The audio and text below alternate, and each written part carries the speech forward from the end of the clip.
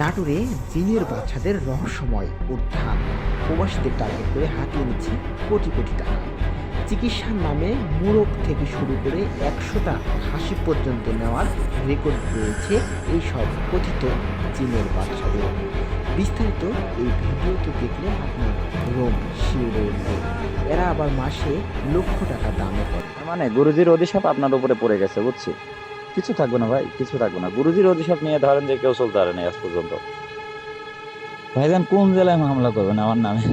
আমার নামে তো কেউ মামলাই নেবে না, কারণ আমি মাসে, আমি ধরেন যে আমার ইনকাম নাই, এই গুরুজি যা দেয় ওখান থেকে আমি প্রতি মাসে 50 লাখ টাকা খালি দানই করি।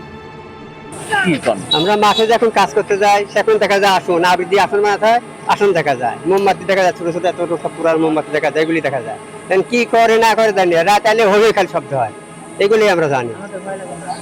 ভয় তো লাগে আমাদের, রাত্রে হয়ে করে, জিন ধরে সব হা হা হু হু করে, এগুলো তো আমরা দেখি। একবারে মানুষকে ধ্বংস করে দিচ্ছে। এরা কোনো কর্মীজি না, এর আগে ভ্যান চালাইছে, কেউ আপনার মাঠে কাজ করছে, অনলাইনে এই কাজটা করে মনে করেন যে লক্ষ লক্ষ পরিবারে এরা প্রতারণা মানে একবার শেষ করে দিচ্ছে প্রতারক করে। এটার প্রতিবাদে এই গ্রামে একমাত্র আমি প্রথম করছি, করার জন্য আমার উপর মনে করেন যে হামলা মানে মারি ফেলা দেওয়ার পরিকল্পনা করেছিল আশরাফুল শিপন, এর সাথে আরো মোটামুটি 50-60 জন ছিল। তাই আমি মামলাও করছি। আঙ্গুল ফুলে যেমন কলা গাছ হয়, ঠিক সেই রকম ব্যাপারই দেখা যাচ্ছে যে ভাঙড়ি বিক্রি করতো, তার ছেলে পেলে আজকে দেখা যাচ্ছে যে লাখপতি। আবার নাপিতের কাজ করতো, সেও আবার মনে করেন নাপিতগিরি করি আজকে সে নাপিতগিরি কাজ করবার বাদ দি ভুয়া কবিরাজ সাজি কোটিপতি হয়ে বসে আছে।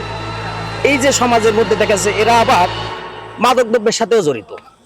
কি হবে? কোনো লাভ হবে না ভাই, অত 5 লাখ টাকা থানায় মাইদের সব হবে। আপনাকে আমি 50,000 টাকা দিয়ে আপনার মুখ বন্ধ হয়ে যাবে। আমি আপনার ক্যামেরার সামনে হতে পারলে এটা লাইভ ছাড়বেন, আমি আশা করি ছাড়বেন। এটা মাস গেলে পরে মশারা ধরে, গ্রামে মাস গেলে পরে একটা মিটিং করে, মিটিংয়ে মশারা তুলে সব কবিরাজরা তুলি পুলিশের চাঁদা সুদি তারা দেয়, তারাই করছে এসব কথা।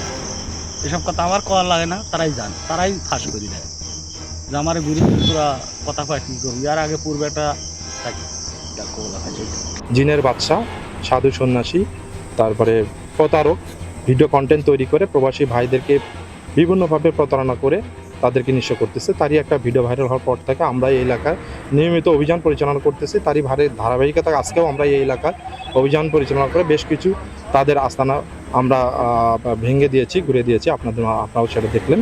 আমরা আপনাদের মাধ্যমে তাদেরকে বলতে চাই, যারা এই সমস্ত কর্মকাণ্ডে লিপ্ত আছেন, আমরা কিন্তু নিয়মিত এই কার্যক্রম চলমান থাকবে। পাশাপাশি প্রবাসী ভাইদের বলবো, এই প্রতারকের এই সন্ন্যাসী, এই সাধু সন্ন্যাসী বিষয়টা অবহিত হয়েছে, আপনি জানেন। আমরা ইতিমধ্যে এটা নিয়ে কাজ করছি এবং এটা সমন্বিতভাবে তাদের বিষয়ে ব্যবস্থা নিব। একটা সমস্যা যেটা হয়ে যাচ্ছে বারবারই, যে আমাদের কাছে আসলে কেউ লিখিতভাবে অভিযোগগুলো করছে না। যারা ভুক্তভোগী যারা, ওনারা যদি আমাদের কাছে অভিযোগ করেন, ওনারা মামলা দেন, তাহলে আমাদের জন্য ভালো হয় আইনগতভাবে ব্যবস্থা নিতে।